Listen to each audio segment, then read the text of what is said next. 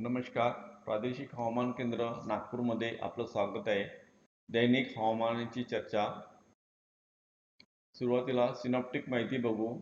925 HPA wind चार्टमध्ये दाखवल्याप्रमाणे एक ईस्टर्ली ट्रफ मराठवाडा वर दिसत आहे आणि विदर्भावर येणारी हवा ही दक्षिण पूर्व दिशेने नमी घेऊन येताना पण दिसत आहे. तसेच चार्ट नंबर 2 मध्ये सुद्धा ही विदर्भावर येणारी हवा ही नमी घेऊन येताना दिसत आहे. पुढील 3 दिवस हवामानाचा अंदाज. पहिल्या दिवशी 27 डिसेंबरला विदर्भामध्ये यवतमाळ, चंद्रपूर, गडचिरोली, गोंदिया आणि भंडारा जिल्ह्यात तुरळक ठिकाणी पावसाची शक्यता आहे. तर नागपूर, वर्धा, वाशिम आणि अकोला जिल्ह्यात विरळ ठिकाणी पावसाची शक्यता आहे.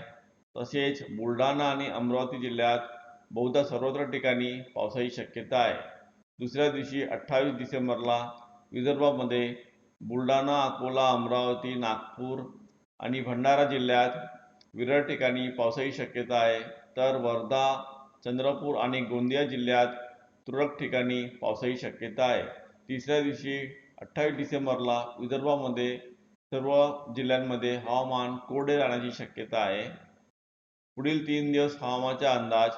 पहिल्या दिवशी 27 डिसेंबरला विदर्भामध्ये बुलढाणा, अकोला, अमरावती जिल्ह्यात एका-दुक्का ठिकाणी गारपीट होण्याची शक्यता आहे. तसेच बुलढाणा, अकोला, अमरावती, वाशिम आणि वर्धा तसेच नागपूर जिल्ह्यात विजांच्या कडकडाट होऊन पाऊस पडण्याची पण शक्यता आहे. दुसऱ्या दिवशी 28 डिसेंबरला अमरावती, नागपूर, भंडारा, गोंदिया आणि चंद्रपूर जिल्ह्यात गारपीट होऊन थंडरस्टॉर्म विथ लाइटनिंग किंवा विजांच्या कडकडाट होऊन पाऊस पडण्याची शक्यता आहे. तिसऱ्या दिवशी 28 डिसेंबरला कोणती पण चेतावणी देण्यात आलेली नाही.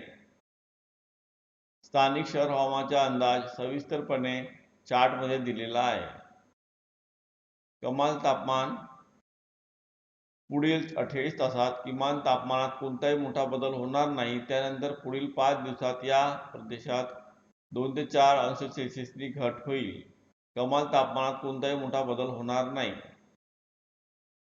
हवामान माहितीसाठी इंस्टाग्राम, ट्विटर, फेसबुकवर हवामान माहिती बघू शकता. धन्यवाद.